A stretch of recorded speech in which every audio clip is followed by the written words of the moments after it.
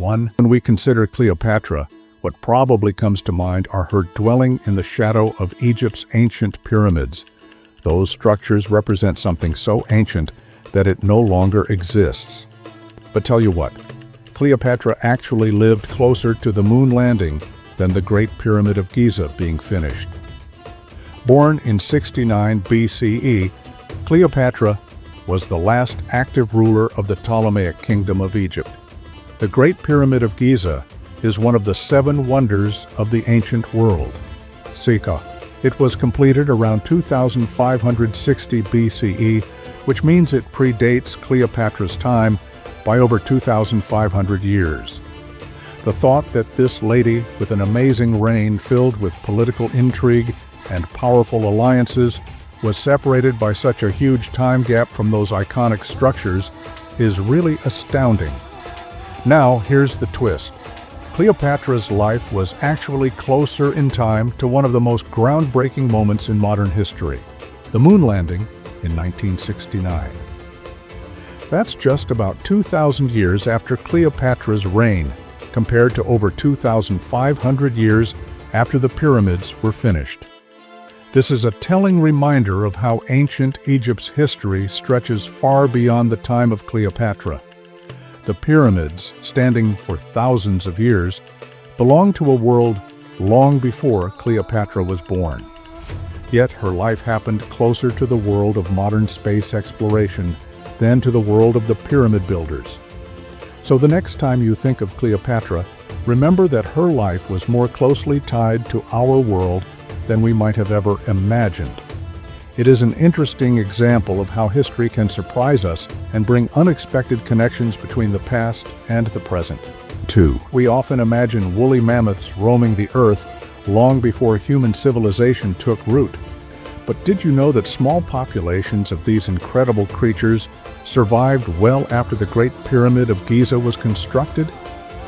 It's a surprising fact that challenges our usual understanding of history.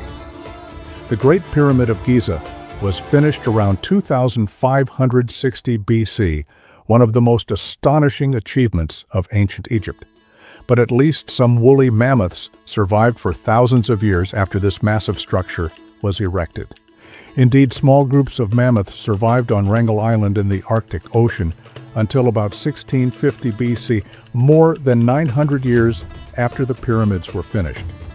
This is a mind-blower, for it indicates that even while these Egyptians built their architectural masterpieces, there existed mammoths that walked this earth until our human era started making history with such grandeur, and often without being even close to aware of their very presence in the planet, so as to speak. Mammoths in Wrangel Island, for example, represent an isolated population of animals who survived after many others from the same group died due to global climatic conditions as well as hunting activities done by other humans. It is an interesting intersection of two worlds that seem to be very far apart, one where humans were building the monumental pyramids of Egypt, and another where the last woolly mammoths were still roaming the frozen tundra of the Arctic. This little-known fact sheds light on the resilience of life and gives us a unique perspective on the vast timeline of our planet's history. These mammoths exist long after the pyramids were built.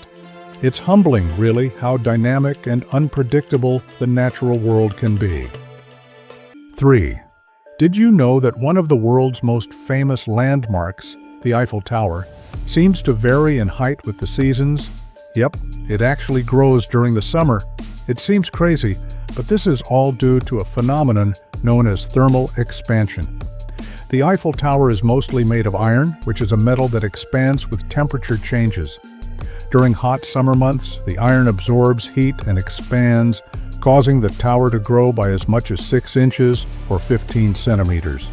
This is a natural physical response to heat because the molecules in the iron vibrate more and take up more space when they warm up. In contrast, during the colder winter months, the metal contracts with cooling, hence returning the tower to its original height.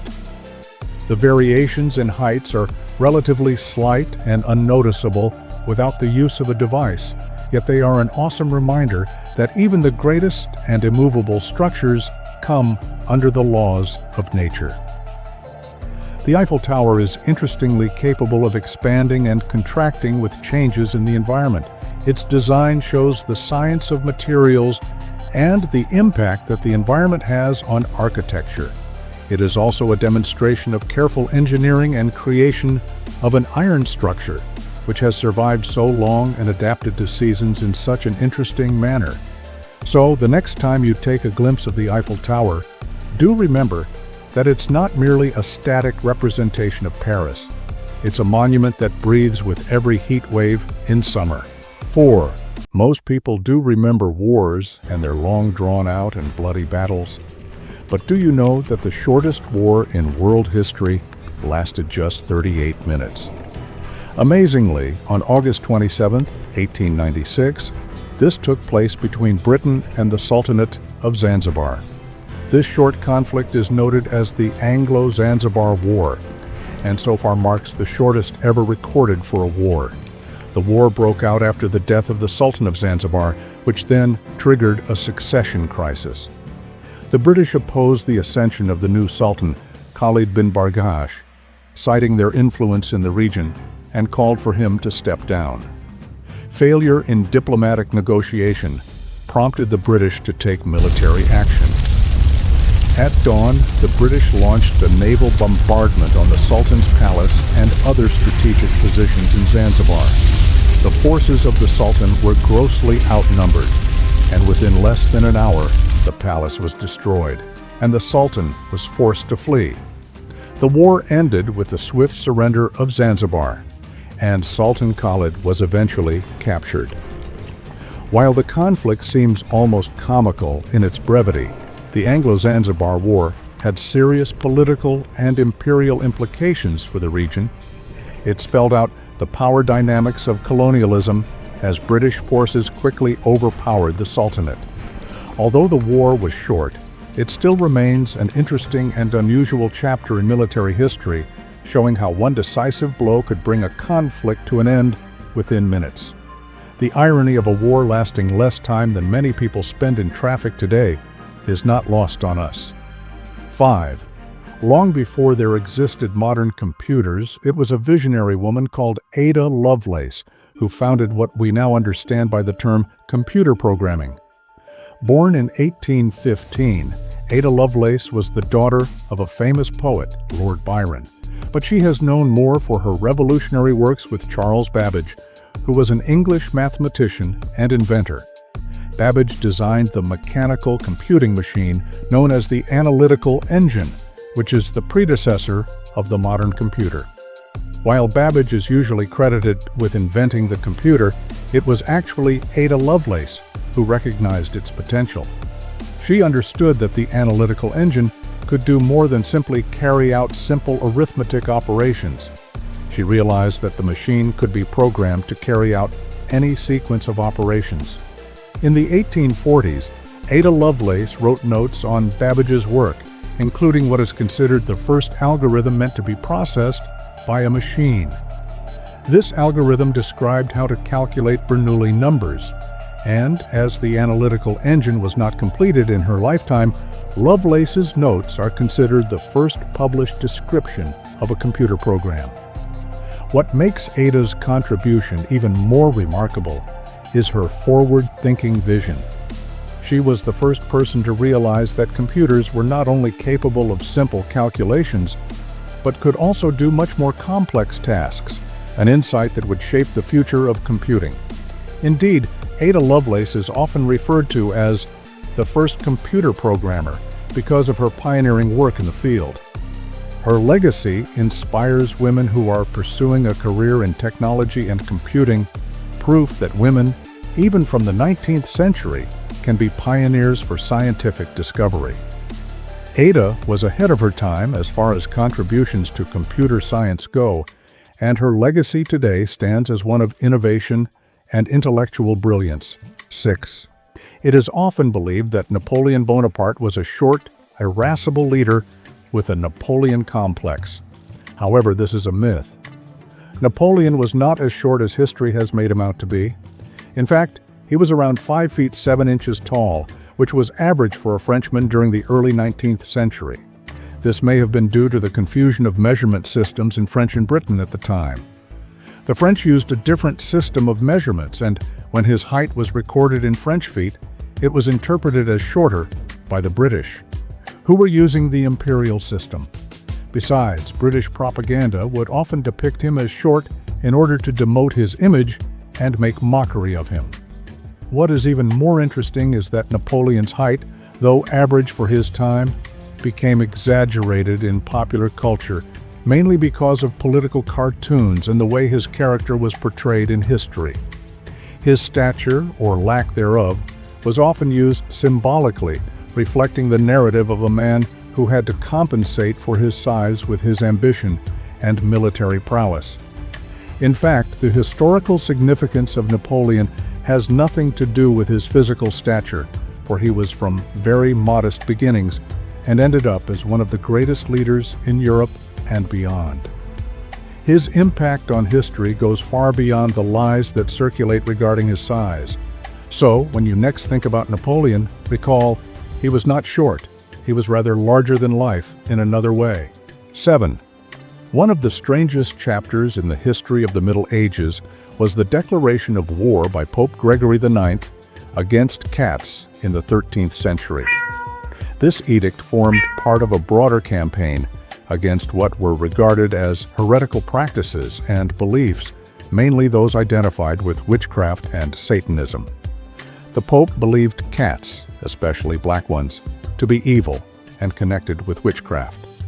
In 1233, he released a papal bull called Vox in Roma, condemning the worship of cats and requesting their total extermination. This caused the mass slaughter of cats throughout Europe, as they were considered the pets of witches or even incarnations of the devil. This all-rounded persecution of cats has both severe implications for the animals, but also for the human society.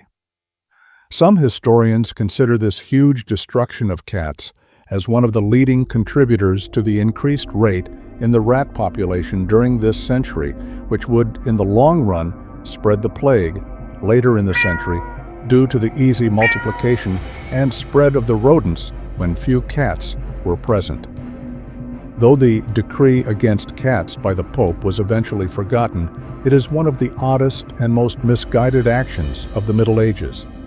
It serves as a reminder of how superstition and fear of the unknown led to strange and often destructive policies during that time.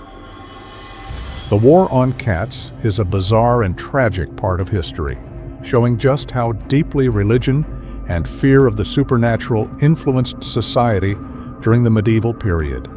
8. In the year 1932, the country of Australia was to be involved in one of its most bizarre military conflicts in recorded history, the Great Emu War. This war was not directed against another country, but rather the emus, large flightless birds native to Australia, which had become a deadly problem for farmers in Western Australia. After World War I, Australian farmers were under a number of difficult conditions. There was crop destruction from large flocks of emus. In search of food during their annual migration, they began invading farmland in large numbers, eating crops, and causing havoc on agricultural land. By the end of 1932, the damage was so severe that the farmers called on the government for help. As a response, the government deployed its soldiers armed with machine guns to try to conquer this problem. The military attack failed pretty fast, however, since emus run too fast, are highly agile, and very cunning for animals. They ran as quickly as they could and took the soldiers in all ways around. The birds eventually continued outsmarting their conquerors, and following a few weeks of an inept struggle, the so-called war resulted in a win for the birds. The Great Emu War is remembered today as a funny and somewhat embarrassing chapter in Australian history. The emus won, yet the government eventually found other means of controlling the bird population, such as a bounty system. In this sense, the conflict was a bizarre example of how nature, no matter how comical it may seem, can sometimes outsmart even the most advanced technology. This reminds one of the times that, after all, the fight isn't always human to human, but sometimes human versus nature itself. 9.